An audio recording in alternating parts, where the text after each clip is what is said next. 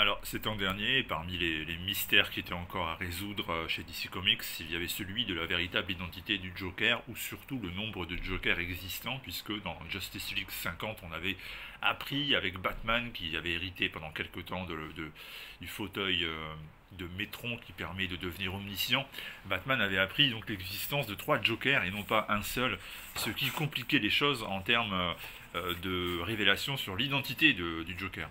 Donc Batman Three Jokers, c'est l'histoire écrite par Geoff Johns et dessinée par Jason Fabok. C'est l'histoire qui va permettre enfin de comprendre qui est le Joker, quel est son véritable nom, qui sont-ils en fait ces 3 Jokers. Et voilà, tout ça nous est raconté dans une mini-série sur le Black Label qui présente 3 numéros différents. Et en 3 numéros, donc, on va revenir sur cet épisode de grande importance, à savoir l'identité du Joker.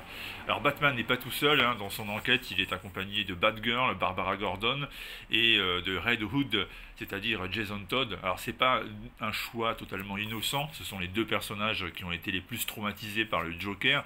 La première, Barbara, elle a été abattue à bout portant dans le très célèbre Killing Joke, ce qui l'a laissée handicapée pendant de nombreuses années. Elle était dans un fauteuil.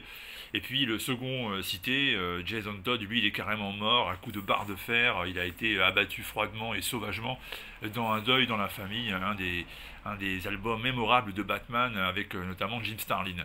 Eh bien tout ça aujourd'hui ressurgit, les traumatismes du passé, la colère, chez Jason, la capacité de Barbara à utiliser ce qui s'est produit pour être encore meilleure et devenir une version encore meilleure d'elle-même.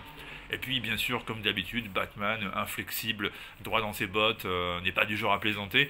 L'enquête donc est menée tambour battante, on essaie de comprendre ce qui se passe vraiment, et les révélations vont pleuvoir, on va vraiment avoir des pas en avant, on va avoir des avancées dans l'enquête, et puis l'album se termine d'ailleurs sur une vraie révélation sur le Joker. C'est dessiné par Fabok, c'est très très beau évidemment, si vous aimez ce style très léché, très attentif aux détails et au respect d'un certain code de réalisme, et ben vous allez en prendre plein les yeux parce que Fabok, ben, c'est un des meilleurs artistes dans ce domaine. Et il se dément pas. Donc franchement, c'est une lecture qui vaut la peine, hein. On vous vend un pitch très intéressant. On va jusqu'au bout de l'idée. Alors certains diront que ça va pas assez loin. Moi, je pense qu'en fait, le Joker, en réalité, reste une figure plus mythique que réelle. Et finalement, cet album, il est assez intelligent dans la manière de traiter l'affaire et de trouver une conclusion qui est assez bien vue. Donc, ce Sweet Joker, s'il est, bah écoutez, si vous aimez du Batman, si vous aimez le Joker, si vous aimez les trucs un peu glauques et poignants et bien dessinés, bah forcément, c'est une lecture indispensable. Vous aurez chez Urban Comics le plaisir de trouver une version classique et puis des versions collector, 3 différentes avec des covers différentes. Donc moi j'ai celle avec le Red Hood par exemple, mais vous en avez d'autres, celle avec Batman, celle avec Barbara Gordon. Donc vous aurez votre couverture en fonction de votre choix ou de ce que vous avez à portée de main tout simplement. Donc c'est sorti chez Urban Comics sur le Black Label DC Comics, Batman Three Jokers.